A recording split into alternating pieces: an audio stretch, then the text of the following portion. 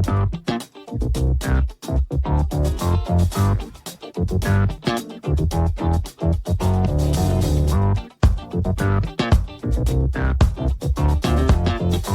folks, and welcome to the Daily Ratings Podcast. It's a show where each week we're going to be sitting down with Mr. Vincent Daly to get his thoughts on the latest movies he's been watching, both older films and new releases. And don't worry, there's no spoilers. Vince will give a brief review of the movie, share some thoughts, and of course, then rate the film. The daily ratings are always fair, honest, and most importantly, they're consistent. On today's show, Vince will be rating and reviewing. Minecraft will have to wait one more week because it's birthday week, folks. So we're jumping back to 1940 for The Long Voyage Home, directed by John Ford. We then have 1957's Paths of Glory by Stanley Kubrick.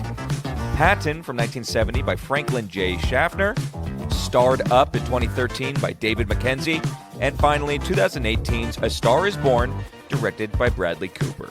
So, let's hear what Vincent Daly has to say about these films. Stay tuned and enjoy the show.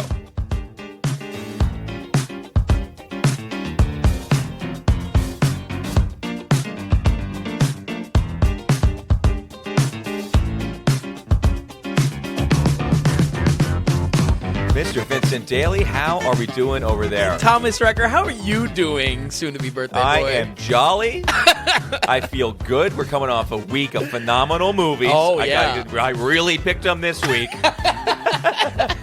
You did. But no, doing well. How about you? How was the 5 films? Well, it's ecstatic that it wasn't Minecraft. I know that we're maybe missing some lightning in the bottle here, but that's how we do it. Yeah, it's how we do it. We do it is right. But really, yeah, like we talked about kind of pre-podcast here, really glad that these 5 movies were this week rather than, what we kind of comment on the last couple weeks is just that these new movies, they're not doing well. A little stale, and I have little to say about them as a result. So. Well, they're doing well now. Minecraft is doing well now, that's for sure. But I totally get it. This week, I don't know. I really like the movies I picked this week. Yeah. After watching them, I'm just like, yeah, I'm pleased with this. Absolutely. So and for what it's worth with Minecraft, I mean, I still definitely do want to cover it just as a we're covering a follower of video game movies. Period. And are they good? Are they bad yet? Yeah, I'm glad to give it some space because I feel like the review is going to be a lot better with my ability to commentate on what's happening with the Zoomers and their kind of culture around this movie. Yes. As you said, it might become the next Rocky Horror Picture Show with how much audience participation there is. But I'm glad to give that some breathing room. Okay, cool. And as far as this past week, did you watch in order? Were you just kind of skipping all over the place, what you had time for? I was skipping around. Okay. First thing I actually did was Patton, and then... you were on fire for that one. I really was. I was excited for it. I think I did Long Voyage Home and Paths of Glory together, and then Start Up and Star is Born. The new ones, yeah. Cool. Okay, but overall, you enjoyed yourself. Oh, yeah. Good. Yeah, this was a great week. More than anything, I mean, these movies were movies I was excited to talk about. So you did a great job choosing these. As always, eccentric and and out there these birthday lists are. I knew they were good. And it was participation because, you subbed in 2 films. Yeah. You're the one who put in Patton, and you put in A Star is Born, actually. It's the one I'm most excited to hear what you have to say about it. Just because... Oh, wait, A Star is Born. Star is Born. You were thinking that might be the least film you'll like. That was the biggest question mark. The Long Voyage Home and A Star is Born, that's the biggest question mark. I was like, this could go either way with him. Sure. We'll get into that then. Any opening notes, V? Or No, we can jump right into it. You want to jump back to 1940? Yeah. It is 1940. Obviously, we're in black and white. This is John Ford directing. It's not a Western, and was kind of the reason why I wanted to put it on this list here, because it's John Wayne. Ward Bond is in there. We have some other familiar faces from classic Westerns and also in Stagecoach. I personally started going through some of the non-Western John Wayne stuff because it's still in the dozens. It's not like, he has a few films. It's in the dozens. He's still a working man, yeah. And I watched this a while ago, and I liked it so much, that's where it went on the list. So I think I watched this maybe 3 times in total. That's crazy. But That's pretty much it. It's John Ford. Let's get into it. How did you enjoy yourself? Let's talk about Long Voyage Home. I love that you've watched all of these multiple times. That's really impressive. But yeah, I mean, you introduced it in a perfect way. There exists kind of a secret holy trinity in our hearts at the Daily Ratings, and it comprises of John Wayne, Ward Bond, and John Ford.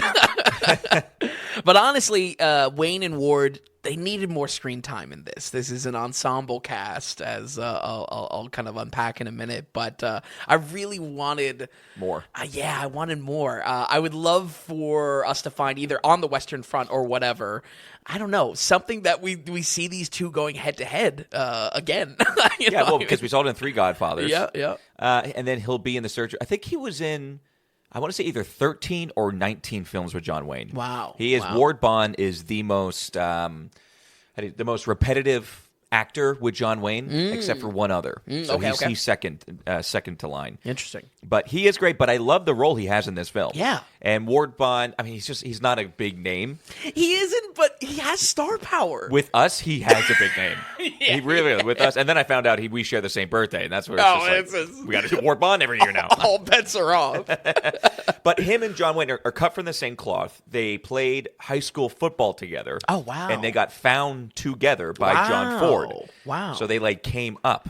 Wow. I mean, they go all the way back, I want to say, to a film in the 20s. I forget. Okay. And it was a football movie that John Ford did. Wow. And that was the first actual kind of roles that Ward and Wayne got together. Wow. And then John Ford kind of kept those two underneath his wing and just came up with them. And that's why they did so many films together. And that's impressive that started prior to doing Westerns as well. I mean, so much of the identity of both these actors is connected to Westerns. It was the fact that they looked like they were kind of rough and tumble football players. That's what it really came from. Yeah. So no, they were like extremely close friends. They were in a bunch of films together. Just John Wayne took off in a way that no one else has ever taken off before. Sure. So yeah. I mean, those two are in it, and then I'm sure you've got our other man, our Irish gentleman. Yes. Thomas Mitchell. Yes. Yep. Who's in it a lot. I would say star. He's the star. Kind of this secret hidden character, or secret main character here. So, but back in the day, this got a whopping 6 Oscar nominations, but sadly was beat out in every category. Most notably, this lost out on Best Picture to Alfred Hitchcock's Rebecca, which hopefully we will get to later this year. John Boy might have been handicapping himself a little bit with this one, though, because in the very same year, he made Grapes of Wrath with Henry Fonda, arguably his most famous film. Pulled a little bit of a Ridley Scott, honestly, in this year. They did it back then. They pumped those suckers out. Yeah, absolutely. If anyone's a working man, it's John Ford, for sure. I won't pretend like I've seen Grapes of Wrath, but The Long Voyage Home is no cookie-cutter project either. So really, respects to you, Mr. Ford, even if the Academy thought otherwise. That's a stiff competition that year. The Long Voyage Home is a drama on a rowdy boat around men who live a world apart, out on the sea. And in a handful of stories, we are given an ensemble cast that shows the mentality of sailors that might just still ring true until today. The men of the ship languish on day's end, just waiting for a job or another ship to scalp them. This being 1940, however, the conflict of the world will soon come to their shores, with the ship taking on a contract to carry explosives across hostile territory. Now, on this journey, we see the differences of life at sea, and how every desperate job is bookended by surrendering to their vices in hopes of numbing the experiences that they've gone through, honestly. It's a very chaotic ship. There's stabbings, there's parties, it's a lot. No less the main plot driver of these explosives on the ship in war territory. We split our time with a lot of characters, and I think that was, right off the bat, this is why it was such a unique film, because it was like, I don't know, there was so much for it to offer story-wise. It's almost like a bunch of supporting characters. You're really not following one guy. Absolutely. Yeah. But as far as who our skin in the game is for, it is John Wayne, and he plays Olsen, their Swedish companion, 1 foot ready to get off the ship, but drawn to stay put by, honestly, the same thing men of the sea have always struggled with. This story is adapted from several plays written originally by Eugene O'Neill called the 4C plays. They were all set on the water, all kind of tackled different aspects of life and all similar type of characters in them, but ultimately disconnected. I really can't speak for how 4 stories are adapted into one, but maybe it kind of hits on this, wow, there's so much drama and there's so many little stories in this movie that I think that's ultimately 4 stories being crammed into one. Yeah. I don't know the details of those different plays, but there's something to that there of like, this is jam-packed.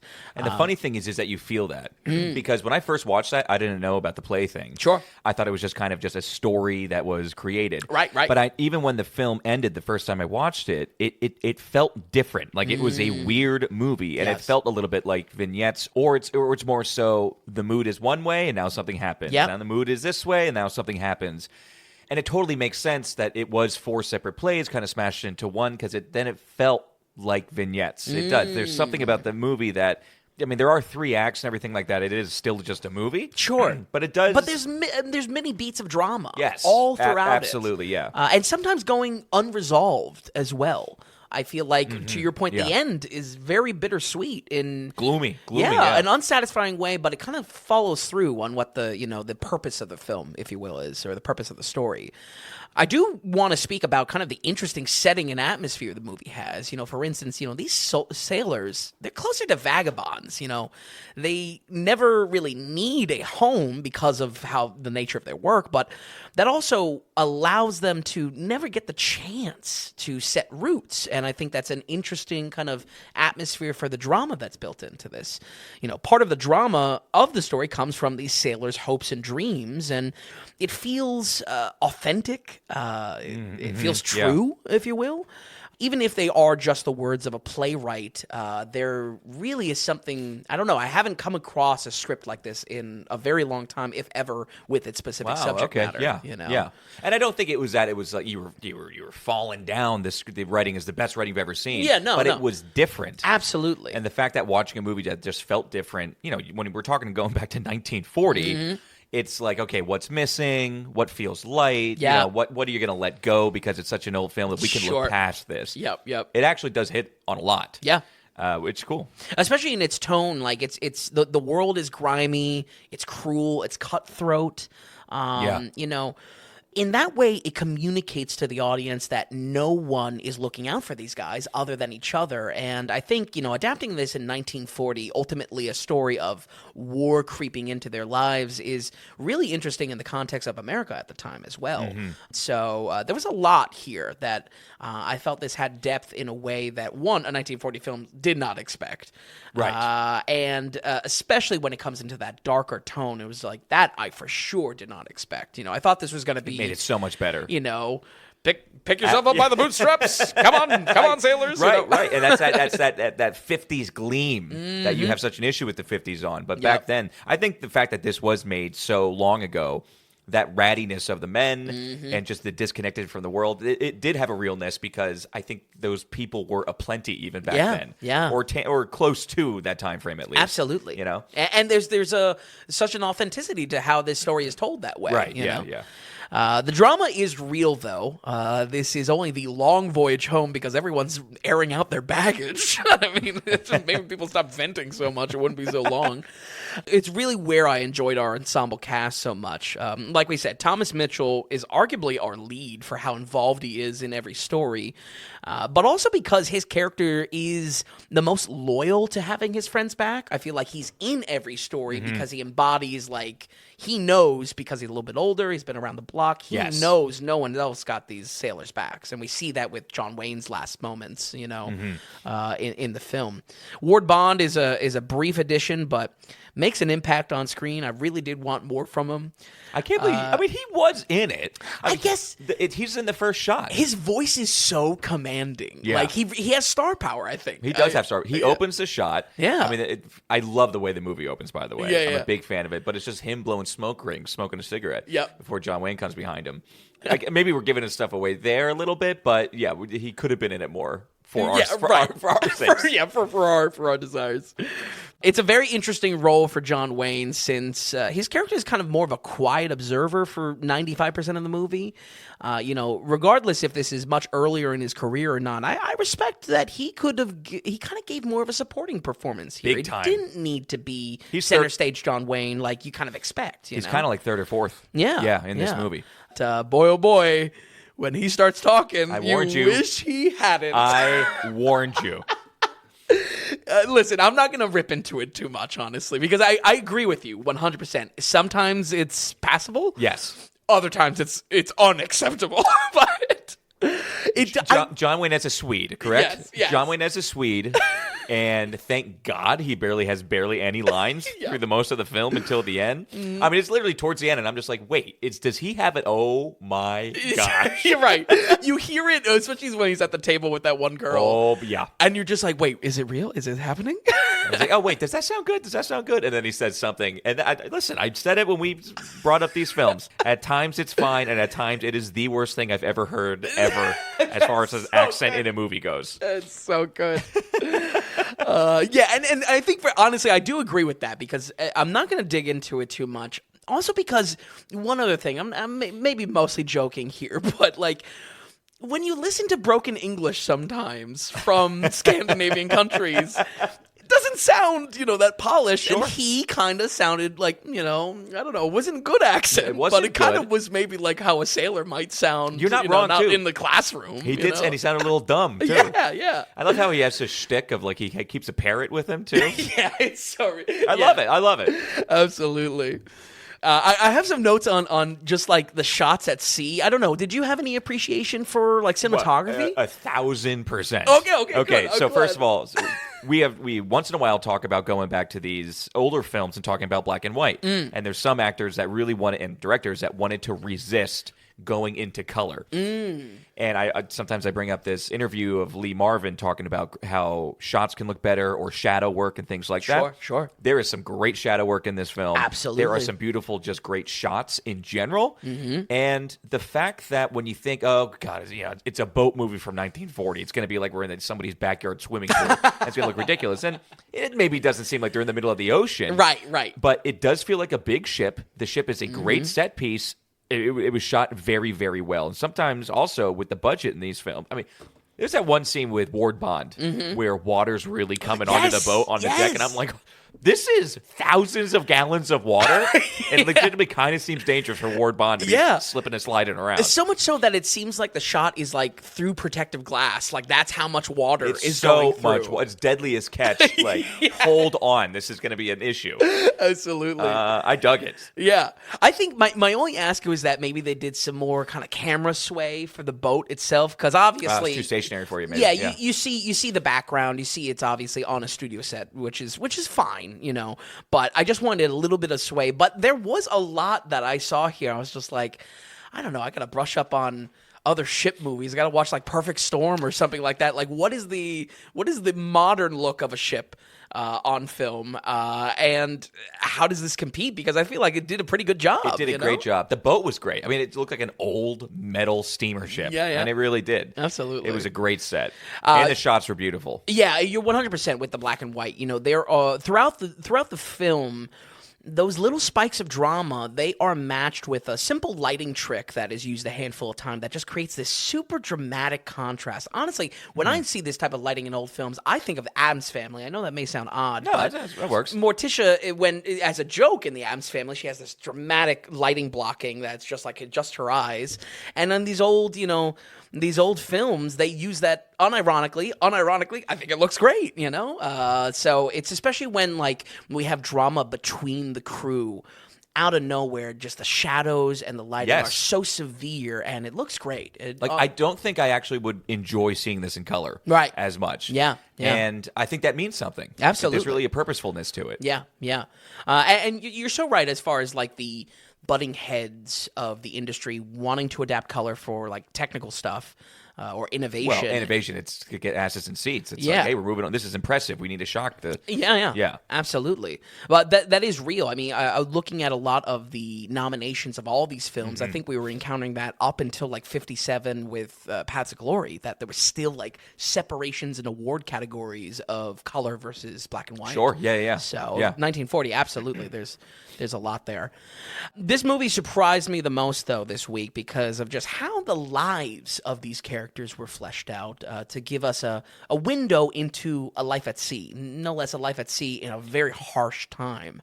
That window, frankly, is a depressing critical outlook on our fellow man, but nonetheless created a thought-provoking drama that doesn't hold your hand in the least bit. That was also another thing I think what I enjoyed so much about this and reflecting back on the week is just like things happen that are shady or despicable, and the film's really not saying like, hey, this is bad. No, it lets you decide. It doesn't hold your hand at all with this, and I really appreciated that. So, having a movie this old surprised me in that way is exactly why I would recommend watching it modern day. And if anything, to demonstrate that a good story and good drama is all you need sometimes, we're going to go ahead and give The Long Voyage Home 1940 a 70 on the dot. Okay, a 70%. Okay. Why not higher? What is it? It's just not quite there. Maybe some of the oldness. 70% is good. 70% is good. I think because You were hyping me up. You were hyping me up for the past 10 minutes. I was like, what do we have in our hands over here? This is incredible. I got to do right by you on these things. I think when it comes down to it, my appreciation might be enhanced with that second viewing because on the first watch, it is so scattered. You're kind of like, well, who's just my hanging main on. character and what's going on here? You know what I mean? I think that maybe was, for my first watching experience, not frustrating, but maybe where I'm coming a little bit lukewarm on that. A little jumbled. Yeah. Exactly. But the appreciation of that, kind of in hindsight, I feel like would be much more for, a second watch. Okay. Or, in your case, third. Yeah. It's okay. So that, and 70%, I'm very pleased with that, especially with what we got going on here. I'm giving out 3 shoe awards, or 3 shoe ratings, not 5. And I wasn't, again, this was on the chopping block, and I was going back and forth. Is it 2 shoes? Is it a little bit more than 2 shoes? But you're right, especially after talking about it with you. This movie's rocks. Yeah. This is awesome. Very unique. It gets 2 shoes and a lace. Absolutely. There you go. So whatever that means to anybody out there. What it means to you, most importantly. It's hard to be like, it's just, maybe I should give the shoe rating first because I feel like it's really a lot lackluster. Because people still don't know what it means. Anyway, 2 shoes and a lace is pretty damn good. You'll see it on the site. Listen, if it means anything, it's for birthday week. Right, right. I think there's more so shade you're throwing by not giving scores to 2 of these films. No, because even last year I was just like, I want to be surprised, or I feel a movie needs an exclamation point for good or for ill. Okay. But anyway, Long Voyage Home for 1940. Check it out on Max. It is an hour and 45 minutes. Okay, let's keep it going now. We're jumping to 1957. I think this is our first Stanley Kubrick film ever on the podcast. It is. Oh, wait, no. Eyes Wide Shut. Oh, you are so right. Yeah, absolutely. Well, that was his last film. This was kind of one of his first films. Yeah. This is very early in his filmography, actually. The movie is called Paths of Glory. This is starring Kirk Douglas. It is a World War I film, and it's short. It's only an hour and 28 minutes. When I saw this, I was like, why don't I know this name, Paths of Glory? You have Kirk Douglas, huge name. You have Stanley Kubrick, huge name. Yep. And it has really good scores online. Absolutely. So I just wanted to watch it because I was like, what is going on here? And wanted to just highlight it. So I watched it for the first time with you this past week as well. I can't wait to kind of get into it with you. Jump into it, Paths of Glory. Yeah. Well, you want to talk about star power, just going off the Ward Bond talk. Man. Yeah. Kirk Douglas. Wow. Yeah. Really Oozes off the screen. Oozes. And also, like, spitting image of his son, Michael Douglas. Oh, like, it's wild. Yeah, wow. Well, despite Stanley Kubrick being one of my favorite directors, there is a fair amount of his movies I've just plain never seen. Like the work of many directing talents that I admire, I specifically say portions of their work with, I guess, kind of a rainy day mentality, giving my future self a little treat to discover down the line. I think a good recent example of this was when we covered Ridley Scott's Legend, sitting oh so temptingly at his 4th film after really an incredible run launching his career with The Duelist, Alien, and then Blade Runner. Right. For Kubrick films, As a much older director, I have to admit I've been slightly intimidated by some of his projects, as weird as that sounds. His movies are just so tremendous and so critically praised specifically that I've always had a little bit of an irrational fear that I might not like them for how dated they are. A lot of Akira Kurosawa movies sitting in that same boat that I know how praised they are. I think there's an intimidation of just like, what if I don't like this just because it's old, I think that's clearly idiotic, though, pointing the finger at me just because, like, hey, I watch a lot older stuff and find plenty to talk about, As we just experienced. Yeah. But I will say it's also a thing of, now that we're 181 episodes into this, I think you are also just getting more comfortable. Absolutely. We're getting better at just... It takes a while to find your own voice on the podcast. Sure. Even though we could easily sit down, and we have for years, talking about films like this. It's also an expectation, not an expectation, it's a thing of when we cover someone like Stanley Kubrick, you also want to do right by him and give it a very good, kind of detailed review. Absolutely. And that's also where the fear comes from, because what if I know I love his directing, what if I just don't like something, you know what I mean? So it's those great expectations. Actually, flashing forward now to Start Up, I think I enjoyed it so much because it didn't come along with great expectations. You know what I mean? It didn't come with this massive, like, oh boy, got to live it up now. So, but yeah, I was really happy you threw this on the list because I really didn't know if I would have the balls to cover it on my own. Okay, did you know the name, by the way? If I said Paths of Glory to you, were you like, oh yeah, Stanley Kubrick film? No, and seriously, even going back to, I believe, the episode where you introduced these, it really didn't ring a bell from the start. So... Paths of Glory stars the legendary Kirk Douglas and is based off of the Humphrey Cobb World War I novel by the same name. Both stories take the horrors of the Great War and points blame at the armchair generals that command the bloodshed over mere meters of land. Kirk plays Colonel Dax. Great name, Colonel Dax. I gotta use that. Commanding weary soldiers in no man land. But truly is part of the men in his ranks, forced between his marching orders and his loyalty. And you can see the toll this war has taken on him just the same as any soldier. He's given cruel but unavoidable orders to take the anthill, a strategic foothold that his soldiers will recklessly throw themselves at in hopes of holding it for one whole day. When this flippant strategy doesn't go to plan, though, the salt in the wound is Kirk coming back to a court-martial and now having to defend more than bullets. The fact that this story comes from a real soldier such as Cobb's, I think it's pretty clear how anti-war this film is. Oh, majorly. Yeah. Where with Patton... that's very pro-war, but there's like slivers of anti-war throughout it. We've got the spectrum here. Yeah, we really do. I was like, two war movies, and I was like, oh no, we got a kind of a pro-war, and we got a big-time anti-war. Absolutely. So we're good.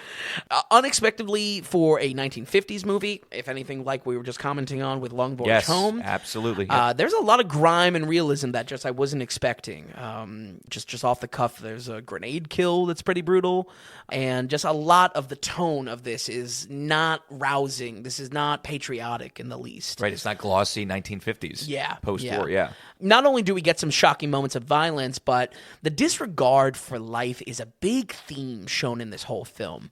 Even our protagonist, Colonel Dax, gets a moment at the very end where his assumptions about the soldiers is shattered and is just painfully reminded of their humanity. Actors George McCready and Wayne Morris are two supporting performances that really bring this despicable outlook into view. And I think just after seeing how every performance is fine-tuned towards this message, you can see how, and where the huge critical praise on this film comes about. On IMDb, this is number 64th in the top 100 films of all time. Oh, really? Yeah. and listen, I mean, this is probably the only one this week that didn't have like a lot of Oscar buzz for some reason. Not really sure why. Right. This is probably the biggest Great Expectations this week. It's true when you actually look at it. Yeah. When you look at the rap sheet. Exactly. So... I don't know. What were some of your thoughts with the tone of things? Well, here? I knew going into it that it was super anti-war. I knew that you had this and All Quiet on the Western Front as far as a big-time anti-war film. I was expecting a lot from the film and was pleasantly enjoyed myself. I wasn't overly wowed because I was expecting so much, but because I still liked it, I had reason to have high expectations. Sure. And was still rewarded by the film. Absolutely. And seeing that grittiness of it. I really appreciated it. I liked the way it looked. I liked it wasn't afraid to go there, you know what I mean, when it did go places. And it brought a realism to it. It didn't have that glossiness. It wasn't holding back at all. Very purposely so. And it made it more just an adult, better picture. Yeah, absolutely. And I wondered at some point, was, I don't know, Kirk's character going to drink the Kool-Aid, so to speak? Was he going to side with the that's generals? interesting. I wondered where the drama was going to build. But I'm really glad that Douglas is not only like a great acting performance. Again, their star power is almost, unexpectedly remarkable. Yeah. Like it's a shock. Because they don't make him like that anymore. Yeah, but really don't. It is him. It is a George C. Scott thing. Yeah. It's Paul Newman thing. Yeah. It just oozes off the screen. It's just more of him. Can he be in every single scene, please? Yeah. Is that type of thing. And that's why I liked him being just the backbone for what's the message of the film, what's the ethics of this film. To make it, clear cut as possible. I would say Kubrick's filmmaking is clearly geared towards this all as well. And personally, my favorite part of the experience, at just under 30 minutes in, we get an incredible scene that gives us the movie's, I would say, equally incredible poster art. This was definitely my favorite poster of the week. Okay, that makes sense. Just a cool imagine seeing that. Just really shocking as far as the colors and not really flattering for Kirk Douglas in a way that they would be normally. This scene, Kirk is out on the trenches. He's blowing the whistle like nobody's goddamn business. He's like, wow, this. He's charging through. I need a compilation of whistle blowing performances on the site. Like this, he was really great. I just really this scene specifically. I would say the sequence as a whole. On top of an excellent tracking shot, it kicks off by taking us all the way, and almost kind of painfully all the way through the soldiers that are about to, follow through with these commands to take the anthill, letting us see their numerous faces as we get closer to the end of the trench, each one just increasingly scared shitless. A subtle moment. I think when watching the sequence at first, I was like, oh man, this would be great if it was like a oneer, if it was like a kind of a 1917 kind of vibe. Oh, yeah. All the way through the trench. But I think it's just really a brilliant scene, no less for 1957. It's a simple but effective moment of just letting it contrast how disconnected the leadership is to the lives they wield by letting us, as the audience, just literally see the faces that are going to be affected by this. And above all else, I think it is a killer shot. When Douglas goes over the trench, he is blowing that whistle like nobody's business. It's a cool shot. It has magnitude to it. Yeah. I almost think like, now it's a World War I movie. It's almost like there's written into the law that says you need to have a trench charging scene. Yep. So true. But this one does not disappoint. Yeah. And they have the extras for it, and it's very solidly shot. Now, again, that's what you expect coming from a Stanley Kubrick film, and it is what you get. It lives up. It lives up. And I think the deciding factor is like a good-looking shot is one thing. I think I'm not saying it takes a lot to recognize this, but I think there is something simply brilliant about just we need to see the lives that are going to be not in play in a very quick moment. Yeah. And how do you do that? Just show the faces, and show the increasing fear as we trudge through this trench. The real head-to-head for me, though, is how does this compare to other World War I films, mainly the granddaddy of them all Quiet on the Western Front?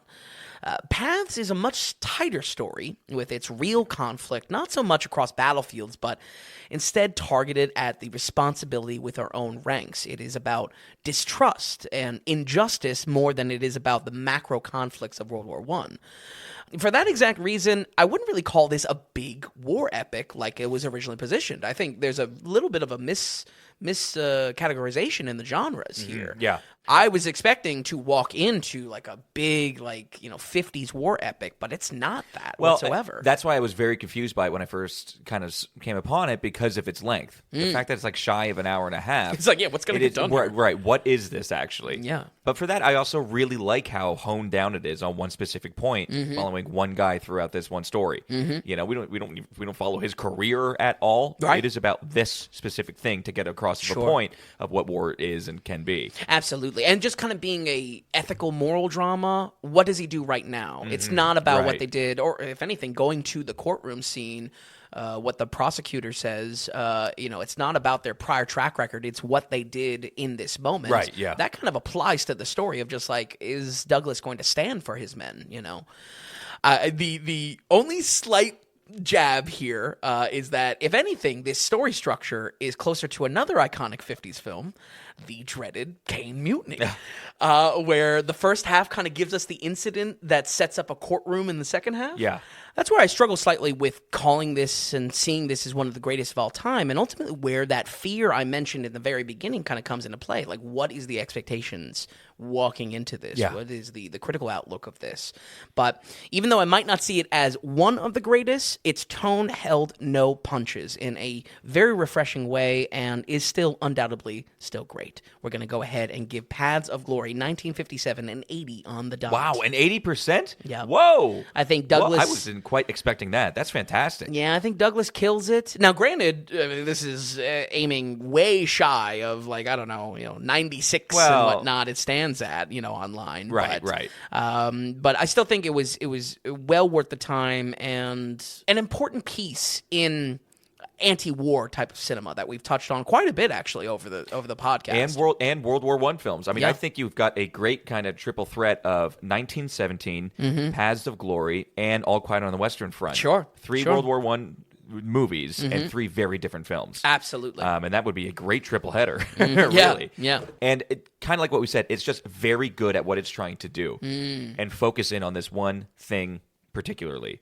And it's great. It's super well executed. I'm not going to give it a shoot score. Okay. I thoroughly liked it. I wasn't outwardly... Again, if I'm popping up on a World War I film, I will probably go towards 1917 or All Quiet on the Western Front. I forget, going back to when we covered that on the podcast, did you watch the original All Quiet on the Western Front? I did not. Okay, no, you watched that one. I did not, though. Okay. And I'd be curious to hear your thoughts just in the sense that that's an even much older movie. It's 39, I think. Yeah. But just the comparisons of the two.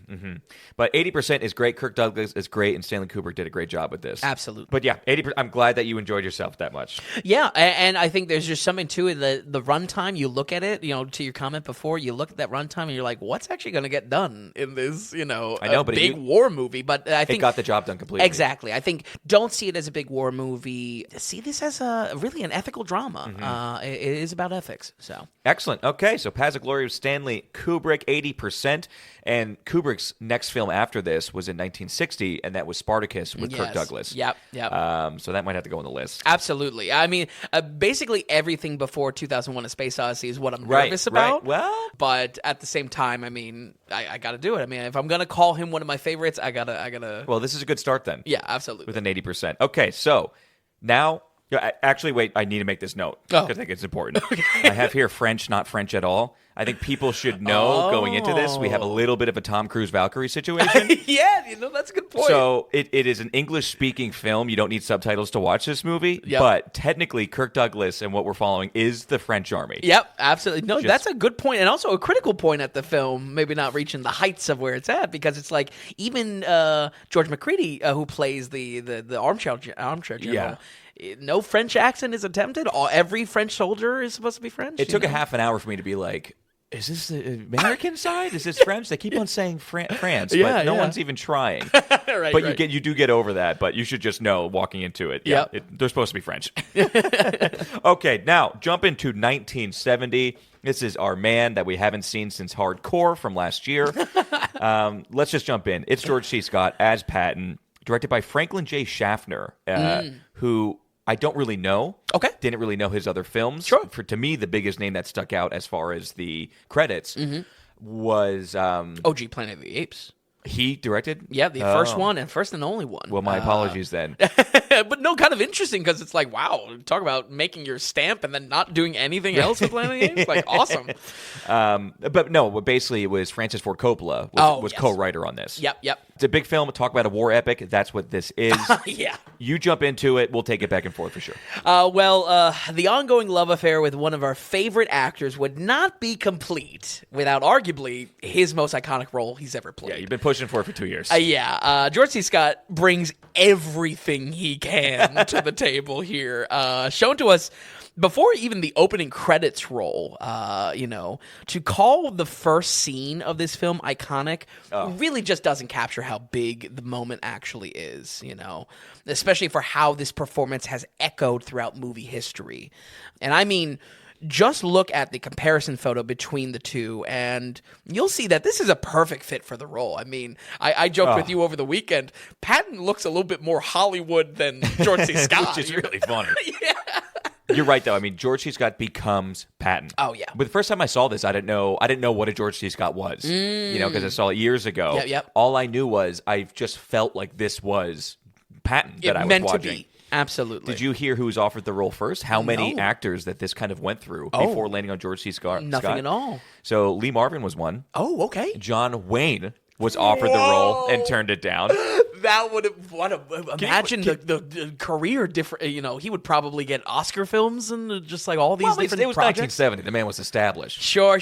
But what's funny is what if those two swapped for Cowboys and Patton? Because in the Cowboys it was supposed to be George C. Scott at first. George C. Scott would be so drunk. I think Wayne would be a very bad Patton. I think this movie would be marketably worse because I don't think John Wayne does not have the Patton chutzpah that you need to play General Patton. Absolutely. Or even if all things equal, I don't think John Wayne would have embodied the slight critical outlook of Patton that this movie has. George C. Scott is baking into his performance. He became the character. Exactly. A little problematic, and that's where there's a lot to unpack with this. You're right. And John Wayne would be too pilgrim about it. It absolutely. Just wouldn't work. It might just be very rah-rah, all the way. I mean, this is definitely, patriotic to begin with, but I feel like that would just really drive it home, having Wayne. And I'm glad he had the 2 cents to turn down the role. Also, Robert Mitchum as well. Oh, which is an actor we should start covering more. Oh, yeah? Yeah. Okay. Directing-wise, Frank Schaffner followed up his landmark movie 1968's original Planet of the Apes by ditching sci-fi fiction and finding great success in adapting nonfiction memoirs for this. Jump forward a few years ahead, he does it again and does the same exact thing, adapting memoirs into a serious story with 1973's Papillon, starring Steve McQueen as well. That actually movie was, I don't know why that sticks out so much, but I think I watched that probably like... You watched the new one, not the old one. No, I watched the old one. Oh, you did? Oh, I'm sorry. Yeah, it was right before we started the podcast, very, very early on, or very close to that. But like you said, Tom, most shocking about this was discovering it was co-written by directing legend Francis Ford Coppola, who, alongside Ed North, adapted the story from both General Bradley's own memoirs, as well as one of the most comprehensive biographies for Patton, subtitled Ordeal and Triumph. All of this resulted in a 7 Oscar win sweep and a film that is well overdue to get on the website. Patton, boy, doesn't it just feel like a history buff's wet dream? I mean, like this is just everything. Anyone I know that's into World War II history is just like, oh, it's all here for you. I think that happens because it's combining historical accuracy pulled from the words of our own characters, with also the psychology of the man who drove the later half of World War II to a close. The U.S. entry into the African theater of war has not been smooth, causing General Bradley to seek out a man that can whip things into shape. And that man is George S. Patton, played by George C. Scott, who not only plans to, and I quote, shoot the son of a bitches, but to rip out their living goddamn guts and use them to grease the treads of our tanks, unquote. Like, that's metal as shit. Like, that's so great. He's such a psychopath. Now, on the same historic ground that so many wars were fought, Patton is emboldened by the great expectations of his own and his own martial blood, and even going on to see his role on the battlefield as a God-given right. Quickly, however, Old Blood and Guts is almost too much for anyone to handle, most of all his own allies, so despite his eminence in the largest war to date, he must find balance in the ego that so clearly defines him. I mean, as soon as George C. Scott, in a very George C. Scott way, goes, I'm a prima donna. And it's just like, it's so great. He's him calling himself a prima donna. That's awesome. Like I kind of gave a glimpse to in talking about Paths of Glory, I think the most interesting part of the story to me was calling heads or tails on the very few threads of anti-war sentiment, because at a glance, this has got some major glorification of World War II and military leadership, most of all Patton itself. I mean, talk about a polar opposite of Paths of Glory. That's why I'm glad we covered him. Yeah. The fact that Paths was like about military leadership very directly. Yeah. And that this is like, we would be nowhere without this military leadership. Like, it's just huge. Great pairing. This is the oddest, but the most appropriate doubleheader for sure. It's kind of true, yeah. Yeah. Let me say that I still think this is great for those pro-war aspects. The film is enjoyable, something similar like we covered, like Waterloo, where there's enjoyment in these war game strategies, the talks behind closed doors, the large-scale battle goodness. All of that really works. I think also on this side, Jerry Goldsmith's soundtrack is a perfect match for this. Having his signature triumphant horns that anyone would recognize from Star Trek to literally the Universal Studios logo. I mean... That's the same guy? Yeah, that's Jerry Goldsmith. Oh, he scored the film. Yeah. Excellent, okay. You'll just notice throughout the film, though, that Goldsmith's horns, his iconic horns, are the most interesting touch, giving them kind of like a ghostly, echoey feel. It's like... It's like always off in the distance. And I would say, maybe this might be, I don't know, gushing over the soundtrack too much, but it's really something that I enjoyed, that it feels as if almost Patton's dreams for glory on the battlefield, it's not only that's the soundtrack that audiences hear, but I wouldn't think it's too far of a stretch to say that's possibly what he is imagining, what he's hearing as well. Yeah. Especially early on in the film. He's always on these open battlefields, these graveyards, and this soundtrack is playing in that way, this ghostly, echoey horns. And it feels like, I don't know, that's such a great match to what the point of the film is that his kind of delusions of grandeur kind of, I don't know, not halt his progress in his career, but definitely puts a little bit of a road bump to how far he can go in his career. He thinks he's the greatest general, and the people around him don't want him to be the greatest general. Yeah, it's a mixed bag. It's a constant state of we need him, we love him, we can't stand him, and the thing of always striving to do more, not being able to, and everything like that. It is a good point with him, and in those kind of solace moments, and with and with that music going on, everything's working really, really well together. Absolutely. And the soundtrack, I mean, though it's minimal, I really did. I think this was the best soundtrack. Well, I shouldn't say that. That's throwing some shade at Star is Born. But for what a soundtrack can accompany a film about. Star is Born is about the music. Sure. You know what I mean? This, I think, what you're getting, it's setting the tone, setting the mood, and I think almost you're saying playing a character in and of itself. Yeah, I think Goldsmith understood the assignment of the monumental assignment of adapting something for Patton. Right. And I feel like whether that was conscious or not, there's a match to Patton's constant, almost daydreaming of what he hopes to get out of the war. And again, just like how the soundtrack itself sounds, it's off in the distance. It's dreamlike. It's dreamy horns, but they're still triumphant horns. I was hearing it, and I like the soundtrack, but I like how much you were kind of getting into it. That's good. Yeah. I always keep an ear out for Jerry Goldsmith because it's Star Trek. You know what I mean? Okay, I hear that type of French horn or the horns, whatever horns he uses, and it's just like, oh, okay, that's got to be him. You know, almost like That's we've funny. talked I have about that with what's his face? John Williams. John Williams got other issues with, but no, the guy I really like. He did the Batman. He did so many. Oh my gosh.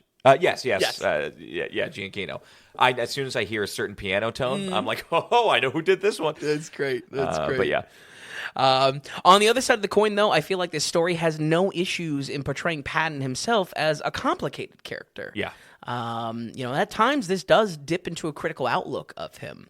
I would say the film masterfully keys us in on this in two insightful ways. First, George C. Scott directly. His acting constantly shows the massive ego that Patton had. I mean, it's depicting a man that chooses to have 2 ivory-handled revolvers, a man who wholeheartedly believes he is a reincarnation of historic generals, and a man who sees war as a match to be won regardless of the lives lost.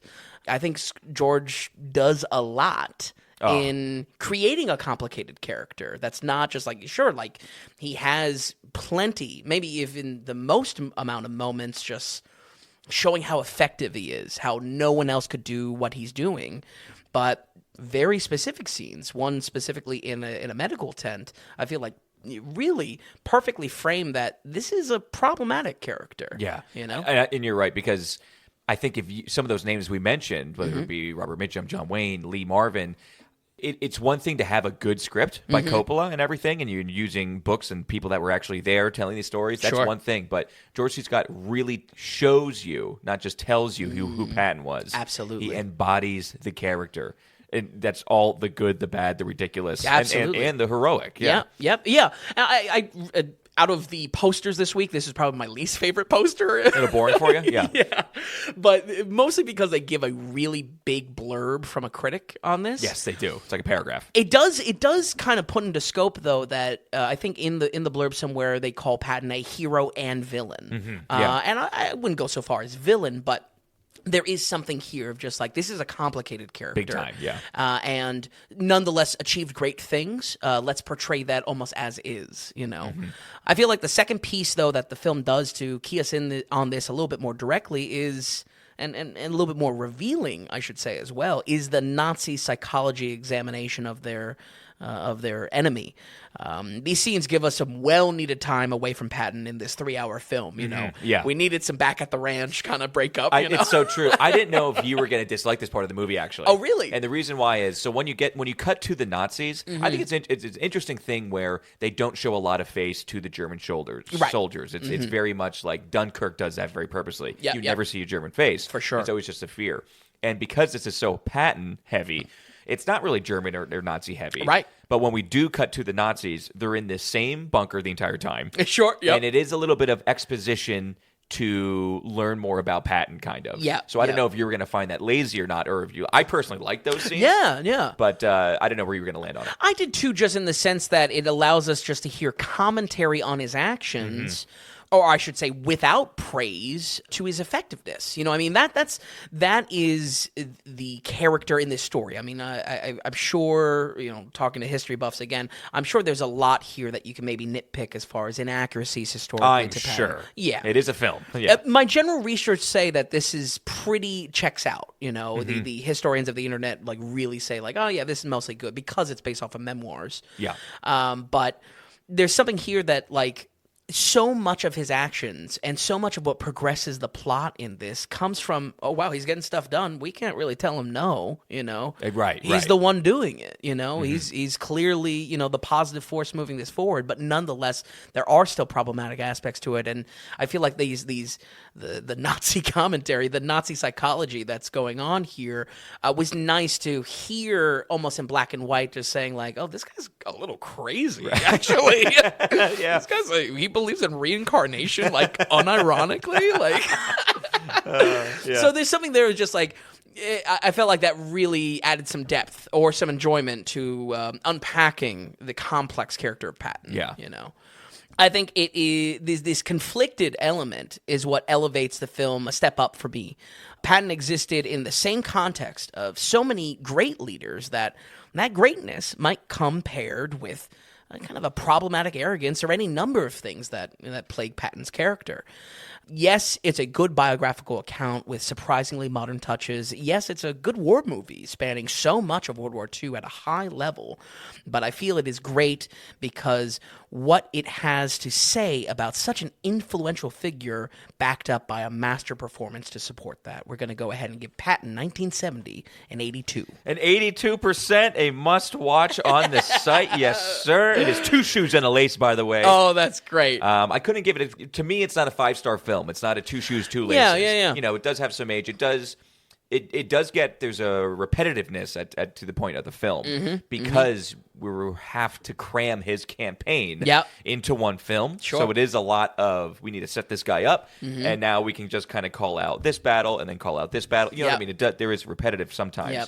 I think another great example of that is not spoilers in a major way, but when he kind of has to take a step back a little bit, especially like getting the dog and whatnot. Yeah. Sure, that's important from a biographical standpoint, but it was definitely fat to trim as far as a 3-hour film goes. You know what I mean? I'm telling you right now, would you trim anything, though? Because I would not. It's tough because I think that's important to his arc of like, he has to take a step back to take a step forward. Well, basically. I thought it showed a different side of him as well. That George C. Scott could bring out that other side of him to show us who this guy was as well. Yeah, lose the bravado. He's a little defeated. Take him off the battlefield a little bit. Yeah. I mean, the whole thing was just very enjoyable. It felt big, it felt epic, and it did not seem like extras or money was a problem. Yeah. And that's where I compare it to Waterloo, because it's just like this has some goodness as far as big battles just go. when you think it's like, okay, we get the explosions. Oh, did we need to have 2 more explosions there? Okay, let's explode some of the tops of the trees. Absolutely, let's go for it. Let's do another one. Yeah. So it had that big feel to it. Yeah, like majorly. That was great to see. But so enjoyable. I'm so glad you put it on the list. Just really. We had to watch it. Yeah, it did. Technically, you put it on the list because I had the hospital on some of this. But yeah, 82% is a huge score. 2 shoes, 1 lace. I love that. What was the quote from the hospital? Power to the impotent. Okay, so do you think power to the impotent outdoes? We're gonna tear their guts out and grease our tank treads. The funny thing is, both of these movies are ridiculously quotable. Yeah. Because Patton is such a quote machine. Oh, for sure. And George C. Scott as a drunk doctor, once again, just a quote machine as well. Let's talk about the movie. I think that was a good thing of how big it was and how just specific, rests on George C. Scott's shoulders. And I think it's good that we highlighted that for a while. What was maybe lacking? Because there's one thing in the film that I wasn't buying. Okay. And that's kind of the co-star to the film and Patton's right-hand man throughout the movie, which was General Bradley. Yeah, and played by Madsen? Carl Malden. Malden. I wasn't buying the character. Really? The way he played it. He seemed too soft. He himself didn't seem like a general. And his part is always supposed to be the cool water to Patton's hot rage, the stabilizer Yeah. in that relationship, and they have respect for each other, but they're constantly in disagreement, whatever. Sure. He just seemed a little bit too much like nice grandpa and an effective general in his own right. Yeah, I absolutely agree. That's the only thing, and I remember, this is my second or third time watching that. It was all the times I watched it, I just kind of had an issue. Sure. Because I wanted him to be a little bit more rougher around the edges or something. Yeah. Because watching Carl Malden be that character and watching who Patton was, I was like, there's no way Patton would respect this guy the way he's saying that he does. But in real life, they did. Sure. And I think you hit the nail on the head as far as like the casting maybe be a bit of a miscast, because even the Nazis, they comment on it and they say, Bradley is like, he looks like a soldier. He doesn't look like a prima donna. And it's just like, no, he looks like a grandpa. Right. So I'm totally with you there. And it's a small note. The movie's not about him for sure. But he also is kind of in it a lot. Absolutely. And I think an important piece to unpacking Patton as a character. And he's the biggest one butting with Patton. Yeah. I think it's great that Eisenhower's mentioned multiple times. Yeah. We never even see the face. Yeah, we never see him. I'm fine with that. Yeah, I think I am too. It's about Patton. Yeah. But just the fact because we get that one character so much, I just kind of thought it was a bit of a miscast. Yeah, I feel you there. He's obviously gone on to stuff and do stuff, but he was a big actor in his own right. Absolutely. But in that role, But anyway, I don't want to take away from this 82% because it is that big and that incredible. No, but I think that is one, and maybe a little bit around, again, it being a super long film. It is. And not keeping it up to the heights that it kicks off with as well. There's something there that I think that's where it falls below, maybe like an 85. Sure, because there is a huge ramp up because we're all just so shocked, and it's great to see Patton. Yeah. And I think the film just plateaus. Absolutely. It's a bit that feeling. But otherwise, a great film. Two Shoes, One Lace, 82%. Let's keep things. You know what? These are newer films. We're in the millennium that we're in now. So before that, we'll just want to quick remind people the way we kind of do things here is we're not going to be advertising based and shove advertising down your throat on the podcast, on the website. We're not going to be a tier structure where you have to pay money to access a certain amount of content. We're not doing any of that. The Daily Ratings technically is free because the podcast is out there, the website's out there, it's all there. But if you're finding it valuable, if you're enjoying yourself, if you're using the website and listening to the podcast, we look at that as value in your pocket. So we ask you if you could give us value back in our pocket. So we are going off the value for value model here at the Daily Ratings. It basically means that we are listener supported, we are producer supported. Anytime anyone donates, you are an actual legitimate producer of the Daily Ratings, and that's how we're kind of viewing you as. Because just like in Hollywood, when you financially support a project, you're a producer of the project, and that's how we're doing it. So you can head to thedailyratings.com and go to the donations tab, and through your monetary support, through sending a donation in, become an actual producer and send in a producer note along with it. At this point in the podcast, we'll take a break to thank our producers and read their notes. Your notes can be questions, comments, critiques, suggestions, ask us anything, say anything. If you're producing the Daily Ratings, we want to bring you into the conversation and hear what you have to say. So when you do send in a donation in on thedailyratings.com, just email us a note at tom.vin@thedailyratings.com. That's our email. Send a note there, whatever it may be. And we thank all the producers who have produced. And if you want to be an executive producer of episode 182 for next week, just hop on over to thedailyratings.com. Okay, Vin, so with that, we are in the 2000s. Let's jump right away to 2013. A big jump. This was the one that made your head go like what's that film? Never heard of that one before. I've been dying to cover prison movies and jump into those a little bit. This is Starred Up, and it's directed by David Mackenzie. He's not a household name yet, but he's, I think, a relatively respected director and going to be a bigger player as the decades go through. Sure. He has some movies. He did a movie called Perfect Sense, which is on a compilation for Vin, which he relatively liked. This guy also did Hell or High Water, which was huge, and basically everybody loves that film. And then he also did Outlaw King, which is on Netflix, which people really kind of have praise for that film. Yeah, and absolutely. The grittiness, the goriness, and the way that was shot. So David Mackenzie, he's an English man, and this is an English prison movie.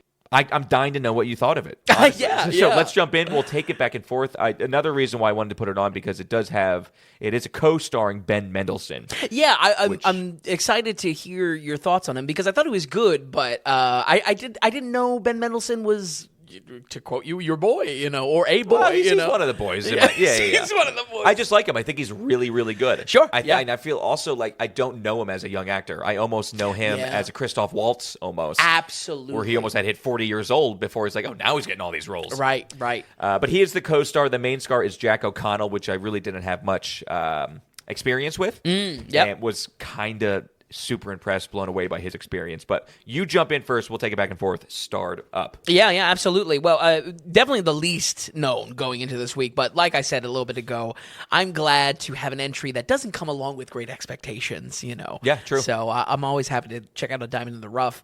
David Mackenzie, you ran it down perfectly, Tom. I would say the only thing that I would add to that type of commentary is that this movie sits in between 2011's Perfect Sense and 2017's Hell or High Water, and is just yet another genre entirely. Perfect Sense, a very solid sci-fi romance. Oh, yeah. Hell or High Water, a very solid neo-western.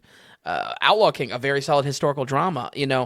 I just want to pay my respects when a director can keep the quality up on his projects, even though the writers may vary. I mean, we talk as a point on the podcast so much that when you don't have a writer-director, sometimes that can vary a lot. That can fluctuate all over the place. But I feel like, to your point about David Mackenzie, maybe not a household name, but probably should be in some way, that he's got, like, all of these are at a certain level that I would say, yeah, these are like some solid ass movies. Such a great point of his genre. Yeah. He's all over the map. I think he should be up there with a Guadagnino or a Baker. Sure. The third one I can't remember, but one of those guys that not household names, but well respected. Yeah. This guy pumps out good material. Absolutely. Yeah. Absolutely.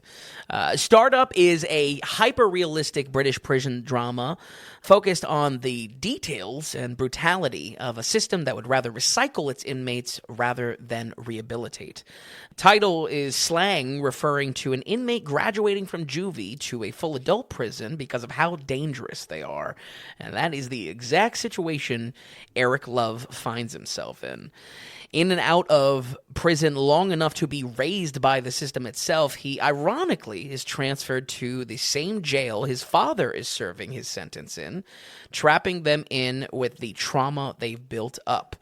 Eric's tornado of rage, and I really mean that tornado of rage, can't last forever, though, and soon he finds a group of imperfect strangers to teach him lessons his father never could, even if he already walks in his footsteps. I would say, unlike something like Bronson, there isn't a lot of charisma to the chaos of Eric Love, and I think that's a good thing. I mean, Bronson is definitely its own beast, especially for how the story is set up with these like internal moments. But here, it's raw, it's chaotic, and it's scary. At any one point, he is explosive, dangerous, and scarily familiar with his surroundings to be a threat to everyone. I mean, the very first scene we see is him unpacking baby oil and making a shank and hiding it perfectly within his cell. I mean, I'm talking like seconds he does this. He knows what he's doing. And I feel like that was just such a great way to introduce, our character has been around the block. Yeah. He's young. Yep. He's younger than everyone around him, but he knows the ropes. Exactly. Jack O'Connell does a great job at just embodying this, especially being only 23 at the time of filming. I just loved how every moment this character is confronted with established power, whether it's the man or, gangs, inmates, long-standing inmates. He's just instantly cracking the jaw of whoever thinks they're above him. And it's just like, yeah, that's what I want. That is what I want. But the violence just does not stop at his father either, and I think it's just a solid performance from Ben Mendelsohn in an unexpected way. I don't want to go into too much of the drama itself because this is a small movie. Yes, very contained. Yeah, I don't want to give what is unpacked between these two characters. Even just the fact that they are father and son is kind of a surprise to the whole thing. But did you? You didn't know that going in? No. So you didn't read up much about. Okay. No. Makes sense, obviously, as far as both them being named Love. But it took me actually a good bit in the movie.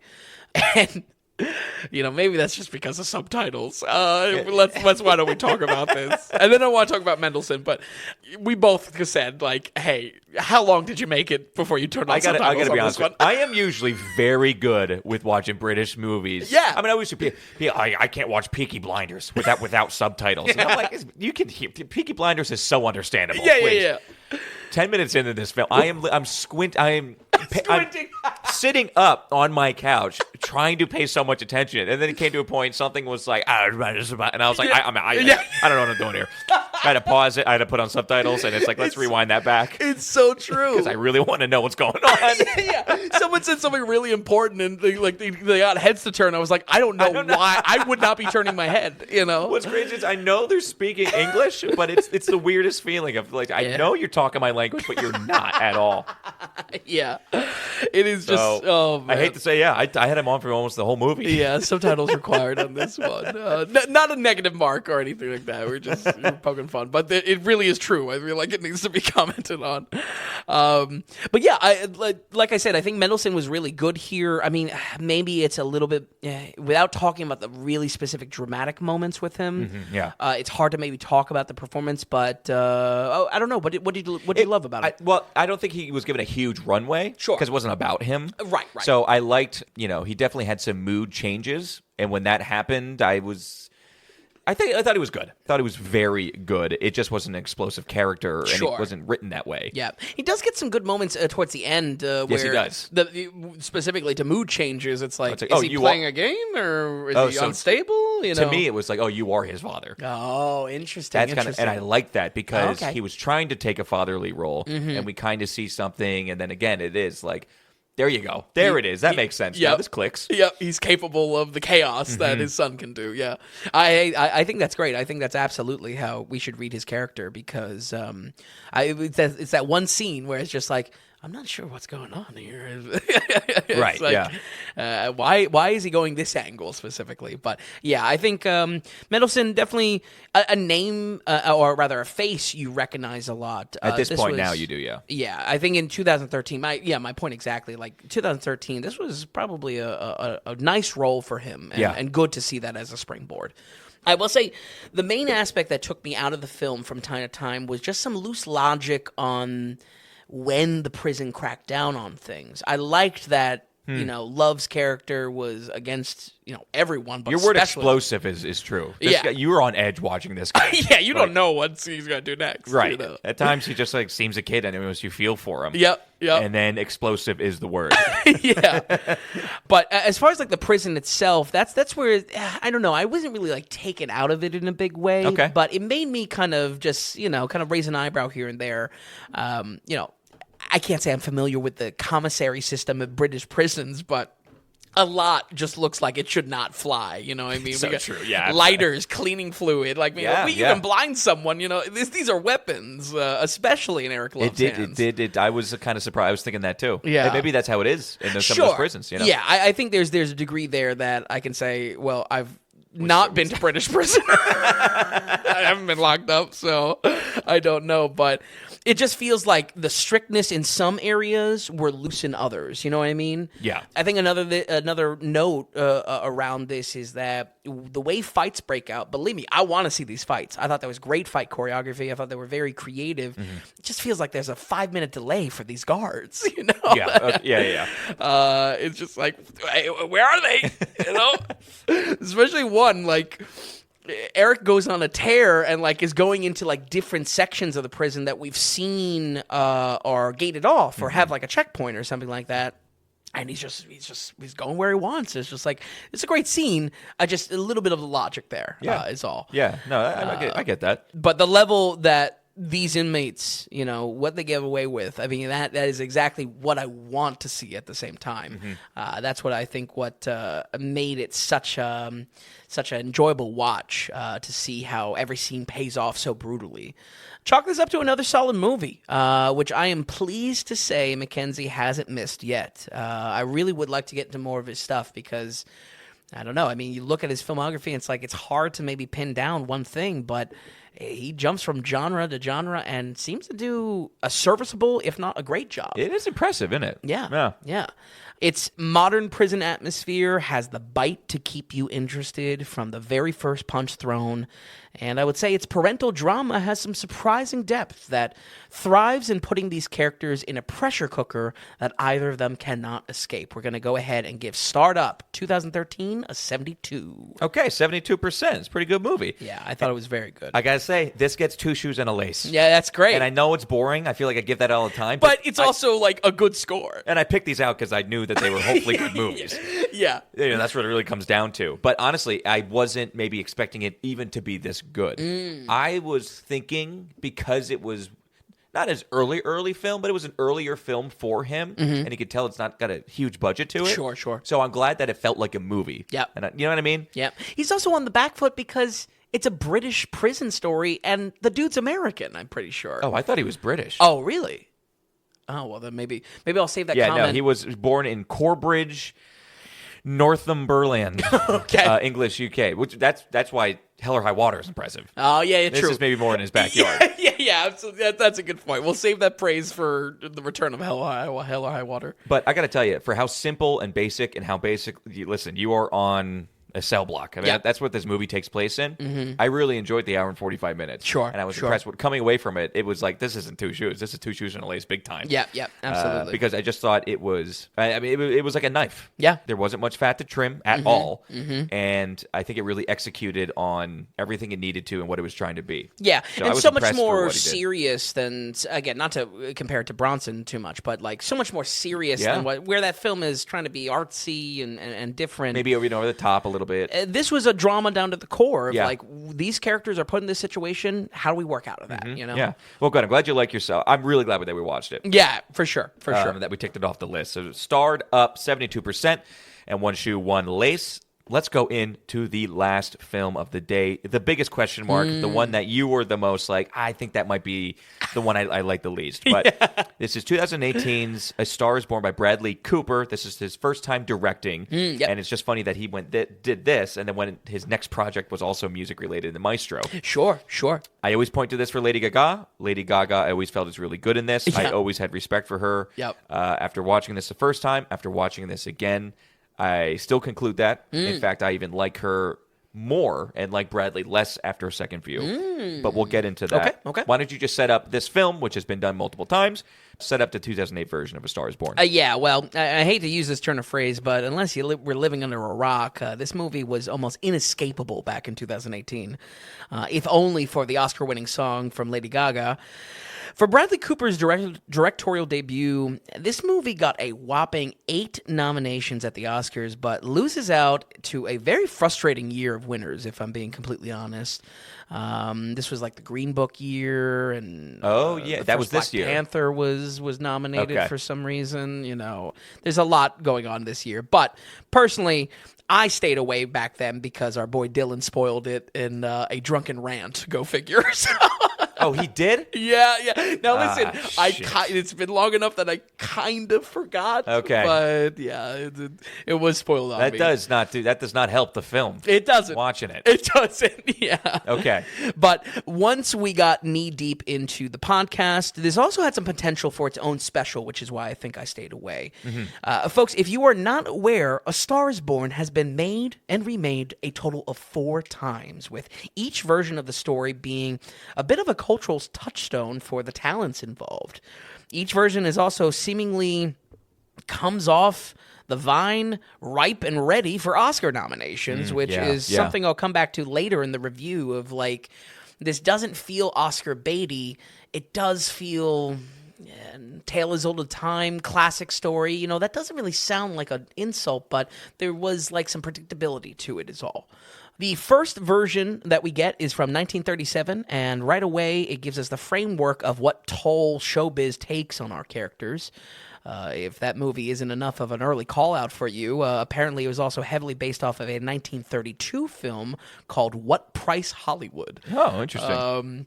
Also, like, shit name, What Price Hollywood? That's not even grammatically correct.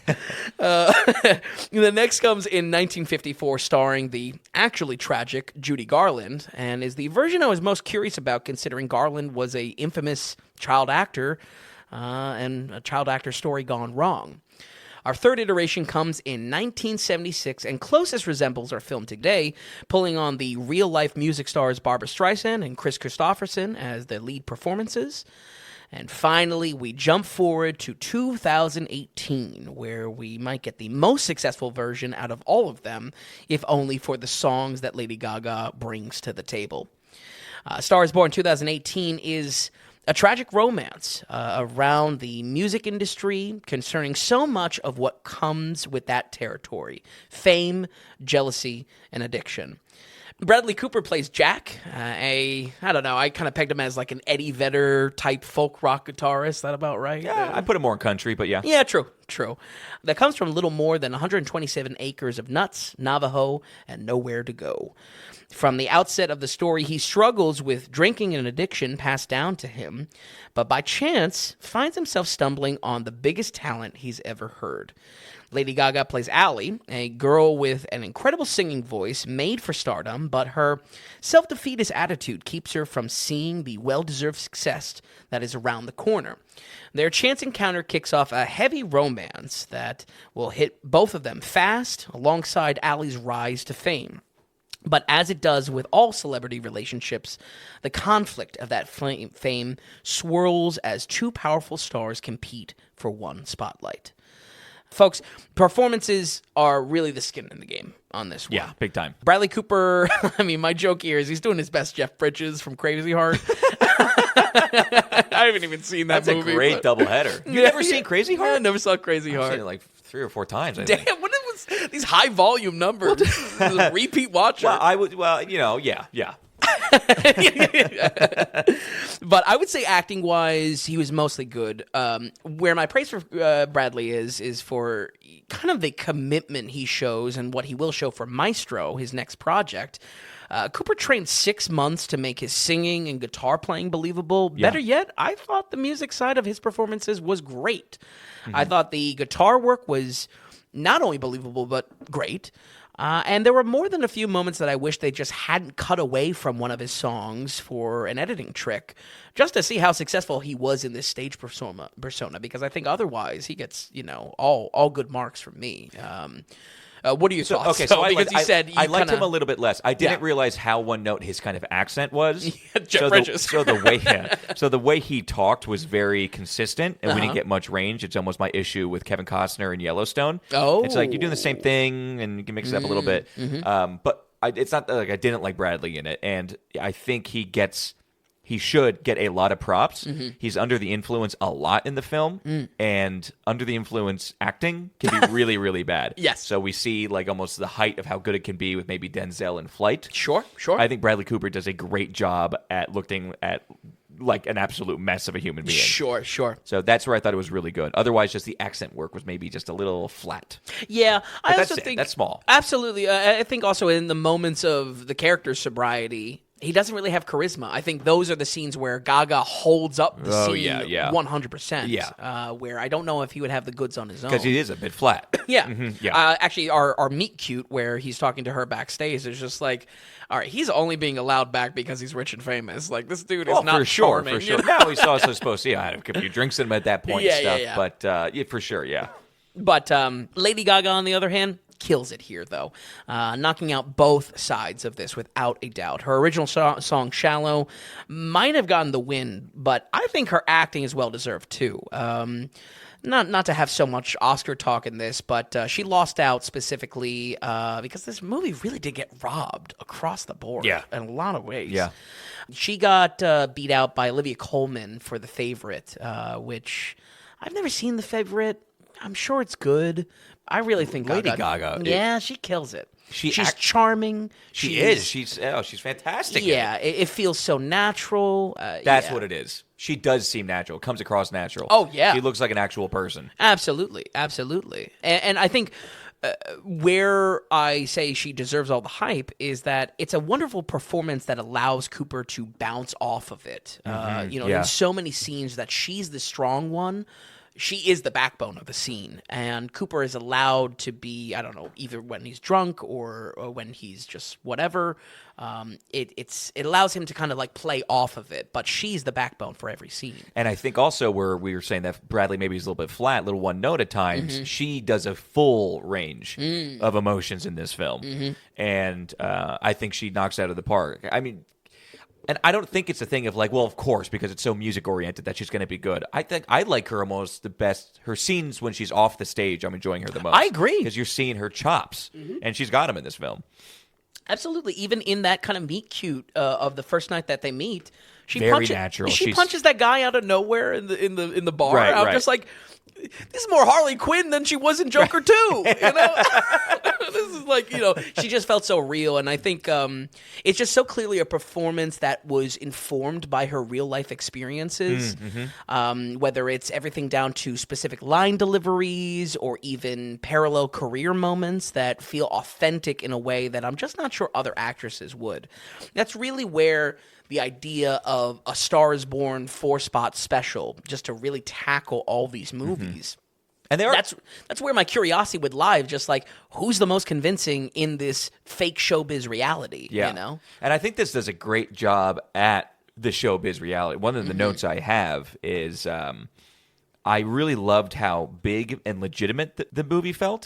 So, for instance, when she gets a gig with SNL, Yes. I mean, it's kind of like she did kind of get a gig with SNL. Yep. And Bradley Cooper and everyone involved with the film has that kind of pull. Yep. To be like, get in the studio and to use the actual SNL branding. And even some of the stage stuff were oftentimes almost like a sports movie where it's just like, well, they're clearly filming with no one in attendance, no one in the audience, and they're trying So to do true. as best with cutting that they Yep, can. yep. I think they do a very good job at making it seem like they were performing in front of thousands of people. Oh, for sure. And they're doing big shows. So it just felt legitimate, and I thought the movie looked really good for that reason. Yep. Because it sold the bigness of actually who these people were portraying. Yep. Not just small-time little guitar players on open mic night. Sure. You know, they were supposed to be established names. I was impressed with that, and just quick to go back to your point of very interested to go see all 4 films and how they pull it off, or who seems the most real as far as characters go. I do like that the story is changed a little bit. Like the overarching story, correct, is yes. the same, but It goes from acting to music. I believe the 71 Okay. is about music, but even the way it ends, and this can get dark as well. that's where I don't know. Yeah, all right. I kind of wanted to dive down the rabbit hole and just spoil all of them for me, just Right, for the right. sake of this review. But I mean, that's exactly where my curiosity lies. Of just like, this is a movie refreshed, but this movie, 2018 Star is Born, feels very modern as far as the type of trauma it deals with. Again, Gaga's informing the role in a very modern way, talking about whether it's like agents or like how she responds, and not casting calls, but like just like people talking about her appearance versus her voice. Right. All of these things feel much more modern, even to the 1970s one. Yeah, so. it didn't have a stench that it was piggybacking. Yeah, no. And I think some remakes of films absolutely have that stench to it. Sure. So it was good. I'm glad that it kind of sits on its own. Yeah. Like it deserves to be there here. Yeah, absolutely. I think a lot of times when this was coming out, there was a lot of talk of just like, here we go again, one more time around with A Star is Born. Right. I think it deserves to have its spot. Absolutely. But they are like so far apart from each other. Like, what is the heads or tails on all 4 of these movies? Yeah. So. But before we get off of actors, we covered Bradley and Lady Gaga. I just want to mention, as far as supporting cast goes, Oh, yeah. Sam Elliott and Andrew Dice Clay Yeah. are phenomenal. Some serious dad energy. Sam Elliott isn't the dad, but he's got some serious he's got dad energy. That guy is not afraid to show emotion. And Andrew Dice Clay was hilarious. Oh, yeah. He was so good. Yep. Not in it a lot at all, but just every scene, I almost think he kind of stole a little bit. Yeah. He's in a couple different things. I know he's in a Woody Allen movie. I think it's Blue Jasmine that he's in. Yeah. But every now and again, he shows like I hear he's he a was little bit great in more Blue than the Jasmine. Dice persona. Oh, you know what I yeah, mean? yeah. Really, get a bucket of pail and I'm not gonna do it. Andrew Dice. We're gonna. But he drop has that. a comedic bench. Like at one point, he's like talking to Bradley Cooper, and he's so impressed by his vinyl collection. Yeah, and yeah. Bradley was like, "Yeah, hey, take whatever you want. It's yours." He goes, and his buddy is like, "Take whatever you want. It's yours." He goes, "He's talking to the wrong guys." yeah. It was great. He was good. One more note with supporting performance. Exactly halfway in, we get a straight up Dave Chappelle jump scare. Oh, great though. yeah. Dave Chappelle was good. Really great. More than welcome as far as an addition to the cast. Yep. And a legitimate jump scare in the sense like didn't know he wasn't in the movie, and how the scene was set up, it was just like, oh, and it's Dave Chappelle. So what both of these lead performances, talking about Cooper and Gaga, share in this is that the music is legitimately top notch. yeah. Am I someone to listen to Shallow on the radio? No. Am I someone to listen to this soundtrack after the fact? Not really, but I cannot deny the quality here. Our editor and producer, John, actually brought up a great point calling back to Opus a few weeks ago and the differences believable popular music can make to immerse you in a story about music. And I Such feel a like, good point, yeah. Yeah, this just like every mark it reaches. It just really, really does a great job in that. I could see the crossroads of music and performances honestly knocking this into a high must-watch for some people. And I think it's worthy of that praise. But like I said towards the beginning, even without seeing the other iterations of the story, it just felt like a classic story being retold. Not so much on the point that you were just making that they're not leeching off the old stories. Right. It just feels like the arc of fame felt a little bit been there, Sure. done that. Okay. You know what I mean? Yeah, I understand that. And honestly, maybe that speaks to the message of the whole film, that it is a little bit of a cyclical. Well, that's what you cycle. spoke to. One of the first things you said was maybe it does feel a little predictable. Yeah. Just because of what the story is. Yeah, what we know you can see it happens to coming. stardom. Right, you right, know? yeah.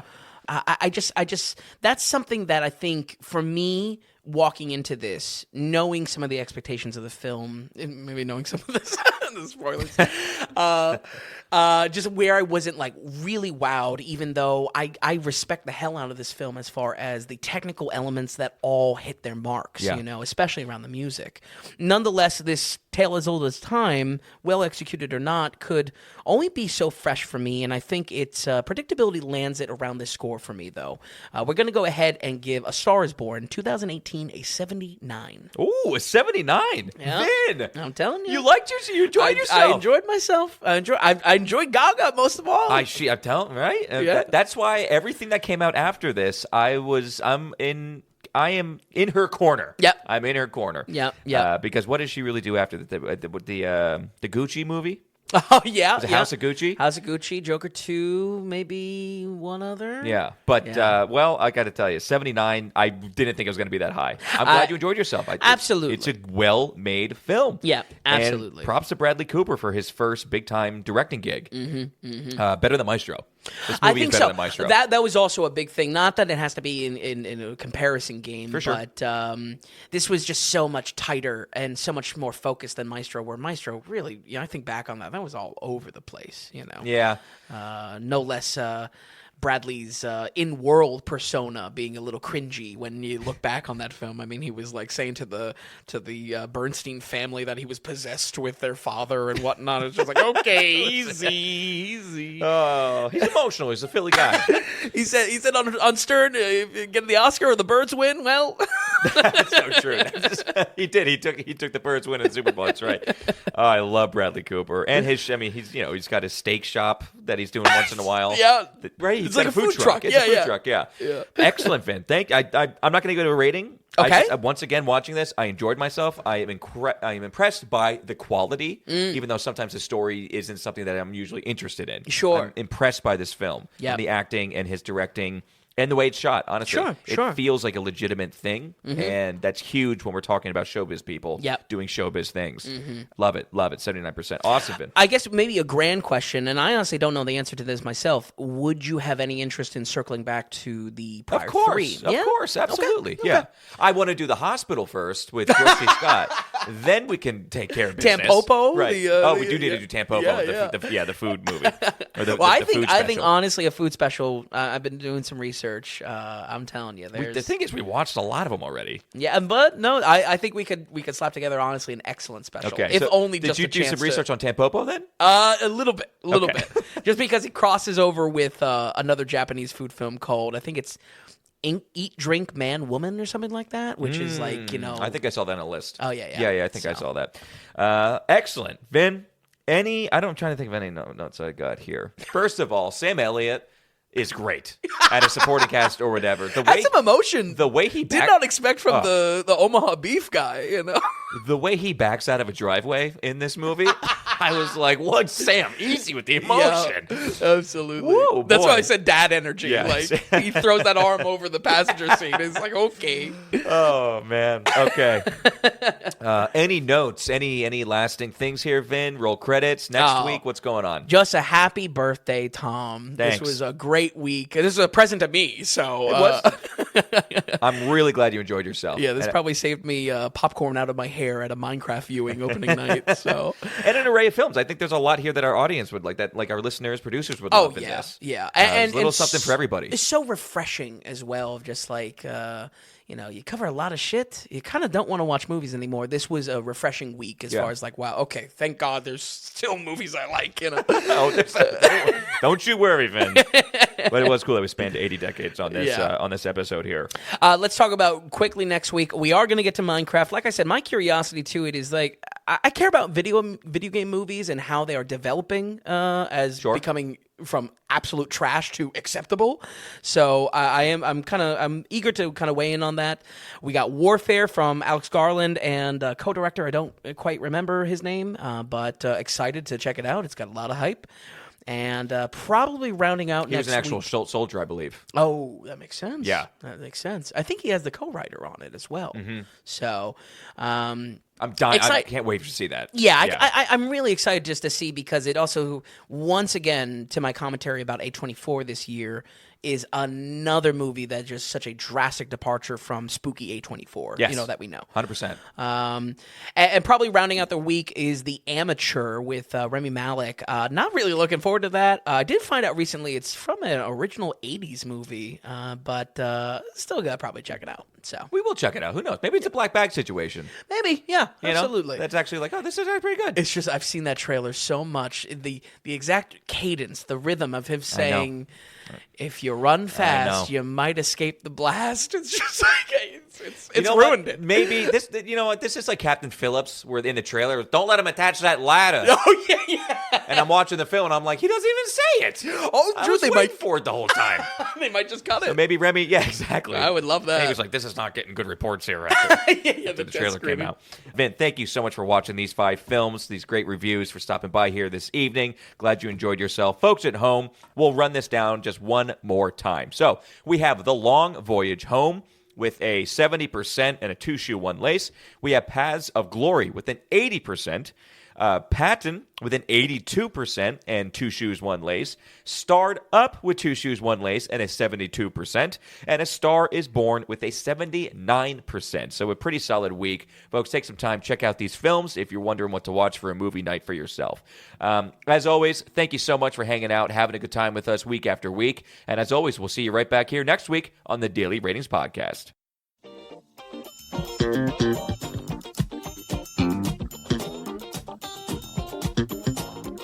And hey, if you enjoyed the podcast, if you would, give us a good rating or get the word out and tell a friend about us. And just a reminder that the Daily Ratings is completely producer supported.